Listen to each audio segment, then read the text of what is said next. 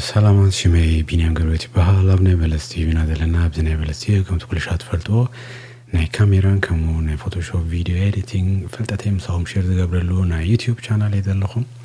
اتوم فال مايكم ترين يدلخم سبسكرايب بمقبار زي ما تدلو جيزي حدش فيديو كسر خلخم بكتتا يمساكم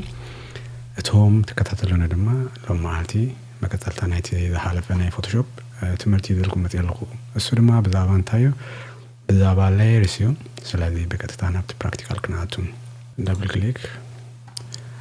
أبدنا فوتوشوب علينا سلازي تسألي كمزي فايل كبلي اوبن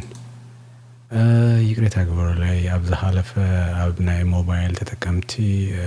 انتاي كم تتوق سلازي رأينا كروبتي دقا سلازي ولا قال نقر كتفتر تخيلي خيالا مني ساقامين لان سلازي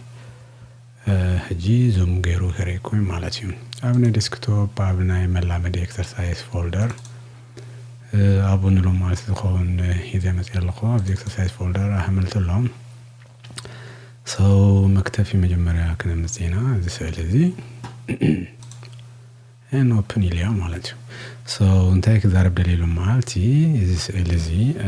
كنا مسوق لنا هذا سؤال ذي انتاي يدلهم بذي يمانا يوغنا لاير سيلو تمثريتو لو مالتي باك جراوند لو ذكونا سؤال كنا متقلنا هانت لاير سيدلو مالتي which is original تسأل مالتيوم سلذي ذكونا مكنا باركن قبر كلنا up to original انت غيرنا عبنات نبال image لي adjustment لي نالوات نكرعينا منتان black and white تغيريو تسألنا black and white غيرنا لنا مالتيوم هجي up to original black and white غيريو لغو سلذي ولا هانتي اتلاوت انت دي ديليو هانت مقادي عندو يقبر ذخال عندو كبلوه جن انتاي يزخون دلو ابترس original سلذخونا ان بوزو ممياشات مسقبرنا اتو original سيلنا اندهر تتايثنا عين رقبونينا مالتيو دهر كم دين تكتلو مالتي سلذي دي تكلنيا مقادا يكونان سلذي ايديثيلنا عندو كنبلوينا التكلنيا مقادي تورجنال ابتزلو كخونا لو سلذي ابدناي باكراوند لير مزينا او تويقنا ذي تمرتنا لير دبل and duplicate layer نبلو مالتي سلذي باكراوند نيرونا and باكراوند كوبي جيرو لو مالتي أبو خلنا أوكي كنبلو نقل انت دلينا شو ممكن كيرا له نقل باكراوند كوبي سبوش مهيبو والله أوتوماتيكالي مالتيو بعلو أوكي بلو مالتيو هجي اتنا العالي اتدوبليكيت ذكوني اتنا تحت دما تو أوريجينالي مالتي نبل لجاب تنا العالي image له and adjustments and black and white تغيره تايز خوم دلو هجي كلتا ليرس لدلنا which is قداميت original هالو تقال هالو سلذي تا duplicate زكونا تيا black and white كوينا سلذي تو original علنا مالتيم كل شيء تو original تقمات كوينا لانلو مالتيم نبال ذي black and white هايفتخون كجوه فوق مالتيم همزة هذا ناي مجوهفت أباك دربي خيال مالتيم نبال كلمة قد دما عنده إليه كلمة قد دما رايت كليك جرنا ذي delete layerable كم جرنا أوكي نبلو يس نبلو تفعيل له مالتي سلذي زكونا أسألي كدمي زكونا ممياشات ويدما متقرات مقبارنا تو أوريجينال كنا كبولنا مالتيهم سلذي انتا يجيك ندقمينا layer إليه duplicate layerable and background copy الوهي بولو أنا شم كغير له auto color إلى ما يدير لقوم مالتي هذا background لنا هذا auto color هذا auto color توي كان عملنا تنتهي من مياش قبر دليل لقو image له auto color كهوية مالتي ذي تمثلت هاي بعلو كما يشان لي color كهبل لي مالتي إن كم ذكير بولو ذي مكتفي ذي كم ذي كون ذلو يدولنا دلوتي auto color كم دانة هبره بولو مالتي لسه هنا بحكي كم دين تفتيه بتعم صبو كم دين تفتيه جن نتا أوريجينال سلذي تتنكفت نتا أوريجينال كم بحدش دبليكيت قبر آخر مالتي انت قبر خيل لاير إلي دبليكيت لاير قبل آخر كلمة قد دما رايت كليك كيري ኣብዚ ራይት ክሊክ ገይረ ዱፕሊኬት ሌየርስ ኣለኒ ማለት ካለ መገድን ክትሪእዎ ኢለ ኤን ባክግራውንድ ኮፒ ልዎሎ ኦኬ ካለ ሽም ክህቦየ ካለ መምሃሽ ማለት እዩ አውቶ ኮንትራስት ሽም ሂበዮ ሶ ኣብ አውቶ ኮንትራስት ካሎ ኢሜጅ ላይ አውቶ ኮንትራስት ክብሎየ ሪኮሞዶ ቱ ኦሪጂናል ከምዚ ነይሩ ኤን አውቶ ኮንትራስት ምስበልኮ ከምዚ አይነት ህብሪ ሂብዎሎ ማለት እዩ ቆርብተ አድምቅ አቢልዎሎ ማለት እዩ በኩሉ ነገር በከለር በሻርፕነስ በከለር ሁሉ አውቶ ኮንትራስት በሃል ሂብዎሎ ማለት እዩ ማን አውቶ ኮንትራስት አይፈተኹን እንተሄለ ሪሁሞ ቱ ኦሪጂናል ስለዚህ ተተንከፈ ነታ አውቶ ኮንትራስት ሃይድ ይገብሮ ከምዚ ማለት የጥፎ ታና አይኒ ምልክት ከምዚ እንደላላ የጥፎ ነታ ባክግራውንድ ከም ባህድሽ ኮፒ ገብራ ካለ መገዲ ኮፒ መግበሪ ነታ ባክግራውንድ ሂዘ ነታ ትንተውሪ ደዮ ኣብዚ ሌየርስ ኒው ሌየርስ ብላሎ ከምዚ ገይረ ኮፒ ገብሮ ኸለ ማለት እዩ ነልጂ ግን በዚያ መገዲ እንጥቀሚና ሌየርስ ይልና ዱፕሊኬት ሌየር ንብሎ ኤን ባክግራውንድ ኮፒ ልሎ አንተ ከብረ ሂጂ አውቶ እንታይ ክንህቦ አውቶ ከለር የሌለኹ አውቶ ኮንትራስት ኤንድ አውቶ ቶን ድብል እስኪ መምሃሽ ክሪአይና ኤን ኦኬ ክብሎየ ሶ አብታኒ አውቶ ቶን ተጠዊቃን ከላ ሰሌክት ኮይና ከላ ወይ ሃይላይት ኮይኑ ከሎ በእንግሊሽ ኢሜጅ ለ ኤን አውቶ ቶን ይህቦ ማለት ኤን አውቶ ቶን ድማ ከምዚ ሂቡን ህጂ ራእይዎ አውቶ ቶን ከምዚ አይነት ህብሪ ሂቡናሎ ኤን አውቶ ኮንትራስት ከምዚ ገይሩዎሎ ኤን አውቶ ከለር ድማ ከምዚ ሂቡናሎ ማለት እዩ ኣብ ሓደ ኣብቲ ናይ ኦሪጂናል እንተትኸውን ግን ኩሉ መምሃሻት ከምዚ አይነት ምትእፅፃፍ ክንሪኦ ኣይንኽእልን ሕጂ ግን ክንመርፅ ንኽእል ማለት እዩ ኤን አውቶ ቶን ተፈቲናዮ እዚአን ክልተን ሃይድ ንገብሮ ስለዚ ኣብ አውቶ ቶን ይዘሎ አውቶ ቶን ኣብ ርእሲ ባክግራውንድ ስለ ዘሎ እቲ አውቶ ቶን እዩ እቲ ኢፌክት ዘርእየና እቲ አውቶ ቶን እንድሕር ሃይድ ገይረዮ ሃብኤዮ እቲ ኦሪጂናል ኣሎ ንበል አውቶ ከለር እንተፈትየዮ እሱ ከም ዝረአይ ገብሮ ማለት እዩ እንድሕር አውቶ ኮንትራስት ፈትየዮ ድማ እዚ ከምዚ ገይረ እታ ናይ ላዕለወይቲ የጥፋ ማለት እዩ እንታይ ዘርእየና ዘሎ ባክግራውንድ ኣሎ በሌሊ አውቶ ቶን ይዘሎ ግን ተሃቢዩሎ ስለዚ ውትናቱ ኢፌክት አይራይን እዩ and ኣብቲ ርእሲ አውቶ ቶን አውቶ ኮንትራስት ኣሎ እሱ ድማ ቪዚብል ስለዝኮነ ስለዚ ራይ እዚ ናይ አይኒ ምልክት ከም ዝራይ ስለዝገበርና ስለዚ ክልተ ሌየር ይደሎ ኣብዚ ሕጂ እዋን ማለት እዩ ባክግራውንድን ኤን አውቶ ኮንትራስትን ማለት እዩ እንድሕር አውቶ ከለር ደለዮ ሶ ከምዚ ገብሮ እንታይ ይገብሮ ደሎ ነዚ ሃቢዩ ወሎ ማለት እዩ ናይ አውቶ ኮንትራስት ውፅኢት ኣይራይን ምክንያቱም ኩልሻ ኣብ ላዕሊ ዘሎ ይዝራይ ማለት እዩ ስለዚ ዋላ ሰለስቲዩ ኣርባዕቲዩ ተወሊኡን ከሎ ቀዳማይ ዝራይ አውቶ ከለሪ ማለት እዩ ካለ አውቶ ቶን ክራይለ ወይ አውቶ ኮንትራስት ክራይለ እንተደለ ግድን እዚ ንላዕሊ ክነምፅኦ ኣለና ስለዚ ሌየርስ ጌርካ ምጥቃም እቲ ትክክለኛ መገዲ ኮይኑ ብዘይክኡ ድማ ብዙ ተዓፃፃፍነት ክህበና ይኽእል ማለት እዩ እዚ አውቶ ኮንትራስት እቲ ቀዳማይ ዘሎ ወይ አውቶ ከለር ኤን አውቶ ቶን ሰለስቲዩ በሃንሳብ ክንሪኦ እንተደልና ከምቲ ቅድሚ ሕጂ ንኣብነት ኣብዝሎ ኣብዚ ናይ ሙቭ ቱል ኣሎ ኣብዚ ኮርነር እንተሂድናዮ ከምዚ እንተሰሂብናዮ እንታይ ንከውን ዳሎ ሹ ሙቭ ንገብሮ እዚኣ ሕጂ እንታያ ኦኬ ብሎ እዚኣ እንታይ ኮይና ኣላ እዚኣ እቲ አውቶ ኮንትራስት ማለት ኤን አውቶ ከለር እንተየለዮ እዚ መዝዩ ኣሎ ኤን ኣብዚ ኮርነር ሂዘ ክስህብ ወይ ስለምንታይ ኣብዚ ኮርነር ሂዘ ዝስህቦ ደለኹ ንጎንን ንቁመትን ማዕረክን እሰለ ወይ ድማ ከዓብየለ ስለ ዝደለኹ ማለት እዩ ንበል በዚ ጥራይ እንተገይረ ሪሆሞ ንጎኒ ጥራይ ደፅብቦ ደሎ ወይ ድማ ደግፎ ደሎ which is ትክክለኛ ወይ ፕሮፖርሽን ዝኮነ ዓይነት ኣይኮነን ማለት እዩ ስለዚ ኣብዚ ኤክስ ክብሎየ ከም ብሓድሽ ኮርነር ብዝኾኑ ኮርነር ክንሕዝ ንኽእል ሶ እንታይ ክንገብር ንኽእል ከምዚ ሂድና ድራግ ንፍኖ ሹ ቁርብተይ ከግጅፎ ሶ ከምዚ ኣሎ ማለት እዩ እንዳርፈተዮ ዓቀን ኦኬ ብሎ ማለት እዩ ኤን ኣብ አውቶ ቶን نمص أنا زي ما بدي ذكون كورنر كم تبالكم سو كم تجينا أنا بدي مزينا لنا مالتي سلازي ذيان دارت فيها كريت عبد الرايت قبل and ذيان تدفيها which is auto tone double تفيولو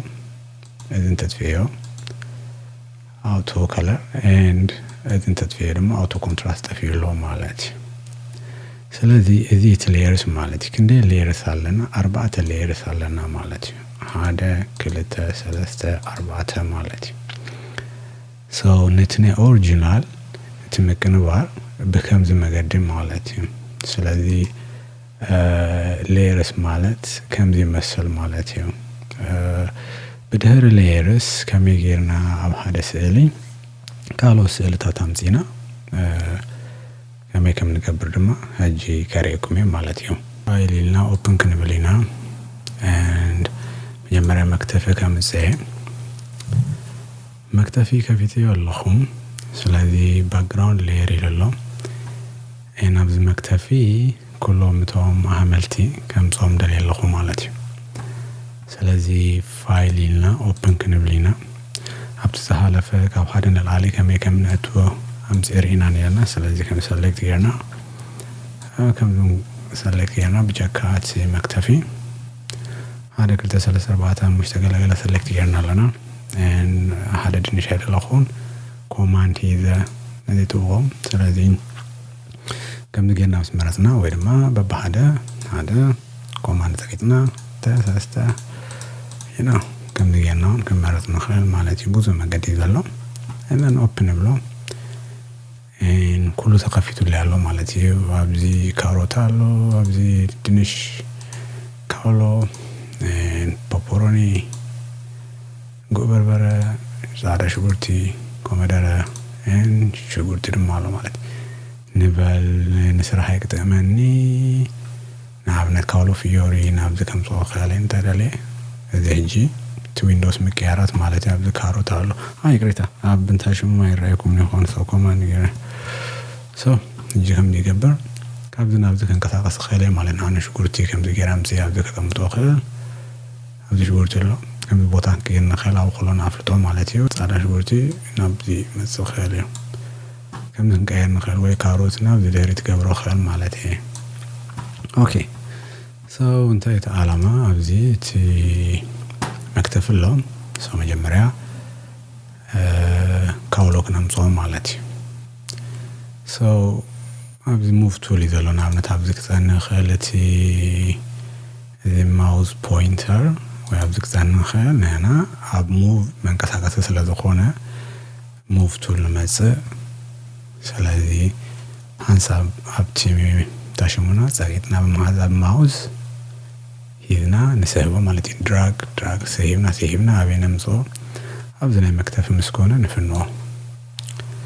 سو زي كاولو فيورا أبز مزيولو جن دارجا نكل مليولو سلذي كنا نسول لنا نكرهنا منتنا أبزي نايزوم مزينا لنا كابتن إذا على فتمرتنا ماينس نجابرو قربتي نجي كرهنا خيلو مالتي تنسر حلو بوتا هنا أبزنا كاولو تبوك أخلا أبزنا مفتوم تيقول لكم مزيجي بدلو سواء بحدا كورنر هيدنا كم نجينا ننسو مالتي كم نجينا ننسو كاولونا كم نجينا ننسو انت دلينا دم نجررو نخيل مالتي كم تسبلنا سو كاولو بزمتيلو مالتي اتبوت هذا مرتنا يون ده راقبنا له اوكي نبلو مالتي سو كاروت ودينا زانا شورتي the same thing move نان مسا انا بنقبرو سو كم نجينا تدلينا تعاكن دما ننسو بنقبرو نالوات and اوكي نبلو and دنش يدنا نمسو خمزي دراب قبرو and بنقبرو نكولو كويلو سو كم ننسو نشوف نقبله اوكي نبله and pepperoni هيدنا سيبنا قوتيتنا نمصو انا بزمس مزانا نفنو كيجفولو so كم دقيقنا እንደገና አብን ገብሮ ምን ገብሮ ኦኬ ነው ብሎ እንታይ ከነምጽይና እንጂ ሽጉርቲ ይዝናን መጽ አብን መጽ ፈኖ ጂዲያ ሽጉርቲ ከምቶም ናይ ካሎት አይኮነትን ምስት ባክግራውንድ መጽይሎ ስለዚህ እንታይና ገብሮ አንዱ ከነብሎይና ኤዲቲና አንዱ ድራክ ከነብሎይና ሶና ብታ ሽጉርቲ ነኸይዳ በላታ ሽጉርቲ አብታና ሽጉርቲ መጽይና ዙም ነገብሮ ቁርብቴ እንታን ከራይና አምነ ፕላስ ህጂ እቲ ባክግራውንድ እንታን ከናልዮ እንታይ እንገብራለና ታሽጉርቲ ጣይ ከመርጻለና ሶ አብዚ ካብቶም መሳረታት ደበልኩም ተጋብጂታ ሙቭ ቱል ተጠቀሙላ ነርኩም ሪኩም አለኩም ህጂ አብዚ እንተምጽዮ ሴሌክሽን ቱል እዩ እና አብዚ ክልተ ሴሌክሽን አለ ሃደ ኩዊክ ሴሌክሽን ቱል ብላሎ እና ታሃደ ማጂክ ወንድ ብላሎ ኩዊክ ሴሌክሽን ቱል ነቁልጡፊዩ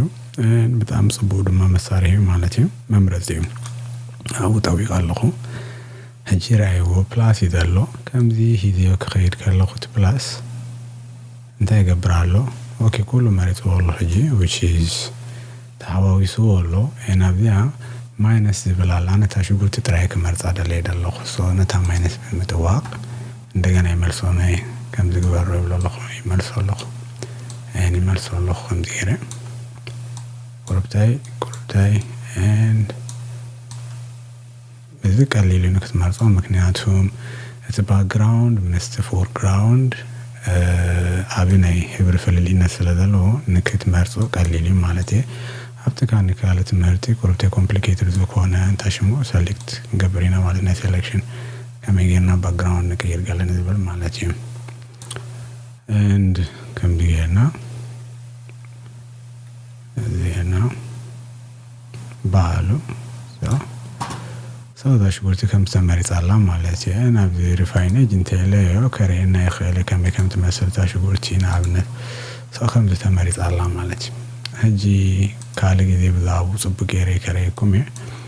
ነህጂ ግን ዳሽቦርት ከምዘክ መርጻን ማለት ነው ኦኬ ያለው ዳሽቦርት ተመሪ ጻላ and then up to move to መዘ እንተ ሲሄበ ያ ዳሽቦርት ጥራያት ኸይደላ ይኹማ ኢለ አብዝና መክተፊን ታሽጉርት ከምዝ መጽያላ ማለት ቁርጥ ያብዛ አዳጋለሎ እቲ ትምህርት ብዛቡ ስለዚህ ኮኔ ብዙ ገደሰለ ዘለ ለኾጂ አብካን ማለት ካለ ብዛባኔ ሴሌክሽን ትራከር ይኮም ማለት ነው እዚ ጅርዳሎ አብያ ኮርነር መስኸለና ታንታሽሙ ትቀያየራ እዚ ድራግ መግበሪዮ ከምዝ ተቆይና ግን ጉብጥ እንተላ መጀረሪ ማለት ነው ሰው ከምዝ ተፈትዮ ነበር አብዚ ገብሩ ጅቡርቲ አብዚ ولا كم دي خلنا عبدي خلنا حمس شغورتي كمت okay alright and شو غبربره هيدنا كن قطوينا غبربره دما عبدي كنا قمتوينا عبدي خونا لا دحن عبدي كون مش نو هلا كم يكون دلا كم دي كون okay شو ካሮቲ ድማ ከምዚ ሲብና ነምጾም እና ብንፍኖ ገይፉሎ ካሮት ሶ ከምዚ ገርና ዲና መዲና ነነሰና አደለና እና ዝገብረ ካሮት ናይን ይጠቅም ክሎዝ and ሹ ኮመደረ ድማ ነልብ ይጠቅም ብሎ I don't know and then so and ኮመደረ ገበር ከምዚ ኮይኑሎ ማለት አጂ ካብታ አንቶይ ዝራናያ ትምህርቲ እንታይቲ እንታሽሙ ደሎ ሌየር ሲትሪዎሎ መጀመሪያ ባክግራውንድ ኔሩ እነዚ ሁሉ እንተትፈየዮ ታ ባክግራውንድ ጥራያ ኔራ the background ji ቀዳማይ layer እንታይ አለው ካውሎሎ ኤናፕት ካልአይ layer ጻራ ሽጉርቲ ሳልሳይ ድንሽ ራብዓይ ጉናይ ጤላን ፔፐሮኒ እነዚህ ሽጉርት ሎ ማለት ሻድሻይ ጉበርበረ ሻብዓይ ካሮቲ ሻምናይ ኮመደረ ሎ ማለት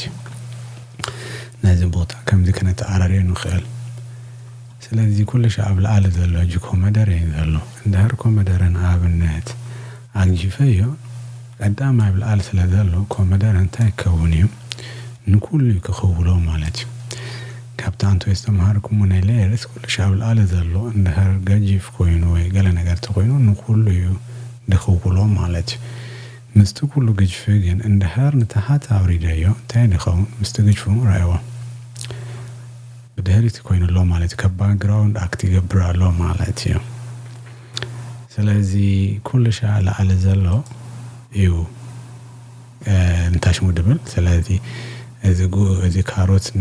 ብድህሪ ናብነት አሞንጎ ታይከረኩም አሞንጎ ኮመደረን አሞንጎ ዝጉ በርበረን ገብሮን ተቆይኔ ታይገብሮለን ካሮት አብሎ እዚ ካሮት መሽ ኦኬ ሶነት ካሮት ሲሂበ ታይገብሮ አብዚ ገብሮ ታይኮይኖ ለጂ ካሮት ተሪኹሞ ታይኮይኖ አሪኹሞ አብረሲ እቲ ጎበርበረ ትጎበርበረ አብለለ ካሮት አሎ ካሮት ድማ አብለለ እቲ ኮመደረ አሎ ማለት እቲ ኮመደረ ናብት ንቡርክ መልሶ ከነሶ ማለት ስለዚህ ብዙ እዚና ሌየርስ ብዙ መጻፋት ያባና ማለት ነው በካም ዲያም ድማ ግራፊክስ ተሰርሆ ስለዚህ ትጎበርበረነት ካሮት ከቢሉ ወሎ እንድንሽ ድማ ኮረብታይ ነቲ ካሮት ሸፊኑ ወሎ ግን ትህቲ ጎበርበረ ካውሎ ለና ፊዮሪ አብዘሎም and ታሽሙ ብላሎ ማለት ካለ እዚ ሌየርስ እጅ ቁጥርታት ስለዘሎ ሞኻ በስዕል ይደፈል ይደለኹ እንተ ዘፈልጥ እዚ አንተ ያንዳ በልኩ ይደፈር ከምዚ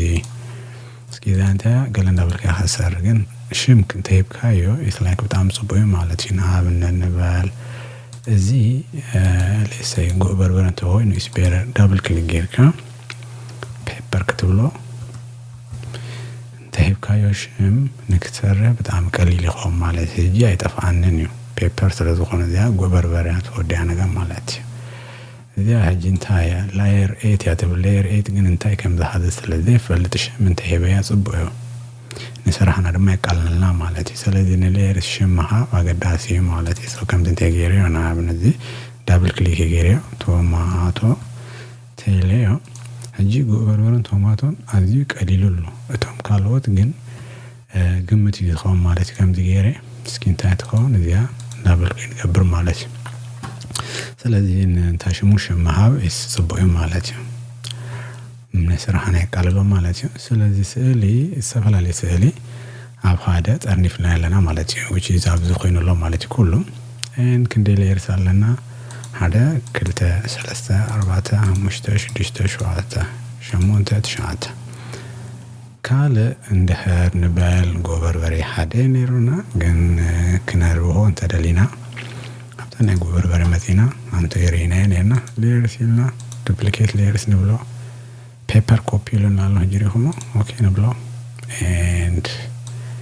ያከም ተው ያቢልና ድማ ከለት ጎበርበሬ ተገብሩ ማለት ነው አብነ ዲጂታል ጽቡይ ዝጎድል ነገር የለም እንደ ሀርሽ ጉርቱም ከሙ ጎዲልኩም ይልኩም ታሐሰብ ተኾንኩ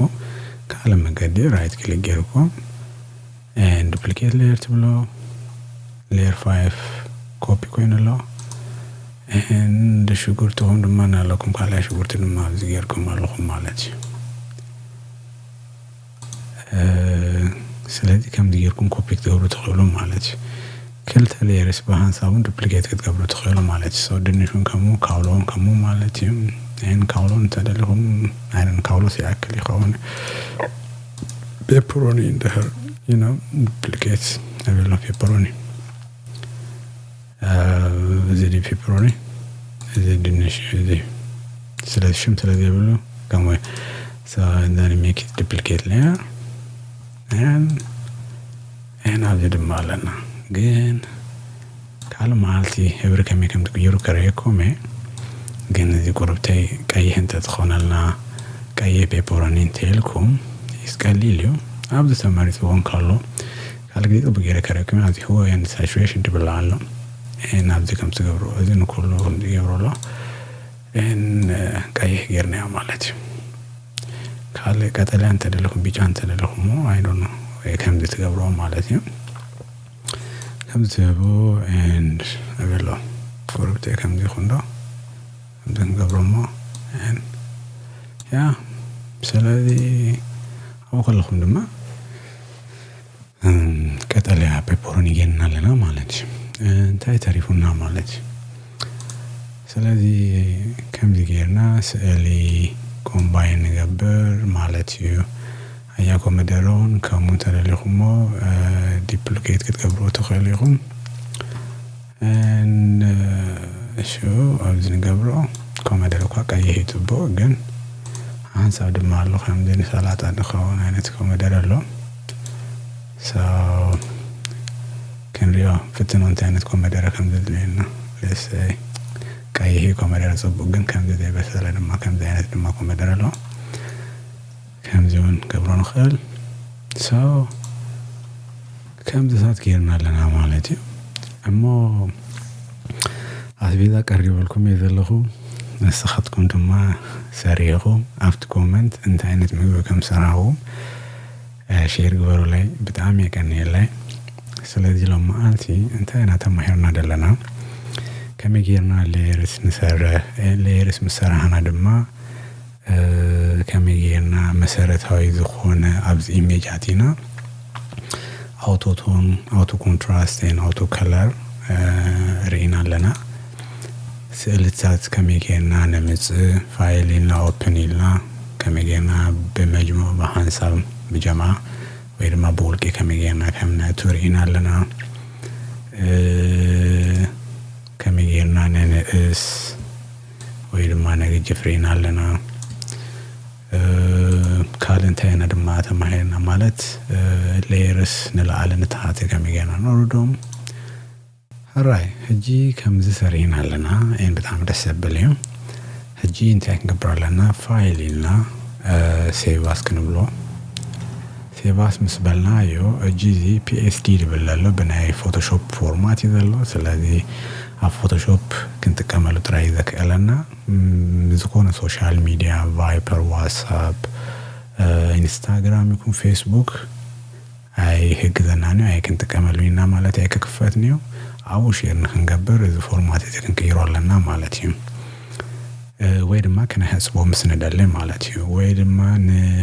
ዌብሳይት ክንጥቀመሉ ተደለና ፎቶሾፕ ፎርማት ከሆነ ያለው ፎቶሾፕ ፎርማት ፎቶሾፕ ድራይቭ ስለምንታይ እዚና ሌየርስ ምልክት ዘሬና አለው እዚያም ማለት እዩ ነው ፎቶሾፕ ማለት እዩ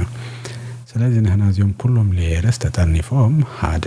አብዚ ከምዚና መክተፍ ዘሎ ከሙ ኮነና ጥራይና እንደለልና ሁሉም አባንተ ስዕሊ ስለዚህ ፋይልና ሴቫስ ክንብሎና and the photoshop format dalo namta kiro nab jpeg kiro malati jpeg jpeg malati አሁን ከይሮለና ዛ ሌየርስ ትብል ጠፊያ ማለት ሌየርስ ባላይ ከለውን ሁሉም ነው አደክተር ነው ፊዮም አብና ኤክሰርሳይዝ ቱ ከመጠል ከብለንሎ ቦታ አንተ ደለ ካለ ከየረ ከለ አናው ይከመጠል ላይ እና አብዝ ድማ በአሉ ሽም ይወሎ ማለት ላይ ካቲንግ ቦርድ ገለሎ አና ዳህን ቆርብተ እንታሽ ምክትፎን let's say ካቲንግ ቦርድ ድራይ ሆለ ስለዚህ ካቲንግ ቦርድ and jpeg ቀይሮ አንቶይ psd ነሩ ሴቭ ክብሎይ አወደ እንደሎ ከምዚ አይነት አምጪ ያለው ማለት አብዚ ኳሊቲ ሾት አምጪ ሆሎ በቁጥሪ and አብዚ ድማ ሚዲየም ማለት ሾት ብለንሎ አብዚ ስሞል ፋይል ብላሎ and አብዚ ላርጅ ፋይል ብላሎ ስለዚህ ሾት አብዚ ሎ ማለት እዩ እንደ her ንከህጽቦ ደሌ ወይ ድማ አብ ፍሬም ገረ ገለ ከጾን ተደሌ ላርጅ ኳሊቲ ምግባር ጽቦዩ በቁጥር 10 ተከልተ ገረ ወሎ በዚህና ፕሪሚየር ድማ ማክሲመም ገረ ወሎ and as in a preview there come that video it's a file size there in and preview مستوقعه انتبه لأنه شو نشتري 244 k وكيلو بايت يوت this fee it's in a file size عقاني بلنلو أب hard disk زهزو we have flash k نايشه ملكتي من ترك يكون بقاتامي ميجا بايت مالتي ስለዚህ እንደهر እዚ ወሳኒ ማለት ኣነ እንደهر ቫይበር ዋትስኣፕ እና ፌስቡክ ሼር ገበርተ ሆነ ክንድ ዝኣክል ላርጅ ሳይዝ ሌኒኒ ስለዚህ እዚ በጣም አገዳ ስለዝኮነ እንታይ ገብሩ ያነ ብዙ መገዲ ይዛሉ ሓደ ከም ዲክስ ወኸል ናብ ዝደለው ገብር ኸለ ስለዚህ 4 ተገይረ ያው እቲ ኳሊቲ በካላ ዘራባ ለው ይድብለን ደሎ ወይድማ ብዝመቴ ለው ሚዲየም ሃይ ማክሲመም ሰውን ለው ከ4 ታህት ገይሩ ወሉ 4 ሚዲየም ተገይረ en hamushte ይሁንሎ en ሃይ ተለዮ ሸሞን ተገይሩ ወሉ en ማክሲመም ተለዮ which is 10 ተገይሩ ወሉ ግን ስጋው 10 ከተማለት which is 10 እንደላልስ ሁሉ ከማክሲመም ስለዚህ ቁሳሪ ከመገይሩ አና እንታይ ገብሩ ዳርጋ ሽዱሽ ተከብሩ ማለት ኦኬ ሚዲየም and ሚቱን ሱሳን ክልተን ኮይኑ ማለት የካፕቴን ላርጅ ፋይል ካፕሽን 244 ኪሎ ባይት በኋላ ቦታውን ያይዘለኝ ነው ደግሞ ትግስፊ ስለዚህ ሽዱሽ ተገይረሎ ፍርቆ ይላል ስለዚህ ኦኬ ክብሎዬ ሴቭ ኮይኑሎ ማለት ነው ሴቭ ከም ዝኾነ ክሪዮ ኣብዚ መዚና ኣብ ዴስክቶፕ and exercise file exercise 2 and cutting board JPEG already so it's LED comes ይመስል ማለት ነው ስለዚህ becomes መገዲ እቲ ፕሮጀክት ነው ወዲናለና ማለት ነው close ንብሎ file close all ክብሎዬ and under the line ኮይኑ don't save ክብሎዬ under the line ኮይኑ ድማ save ክብሎዬ ማለት ነው شو شمكه هو خيال مالتي ስለዚህ انا ادلين هجي close كبله do not save ስለዚህ በከም ዝገርና ሰርሂና በከዛ ላይ መገደን ያቀበው ማለት ነው ሞ የቀን ላይ ሰላቲ ምክትታልኩም ማብተናይ ካለ ጊዜ ድማ ካለ ትምህርት ይዘልኩም ከመዘ ሰናይ ጊዜ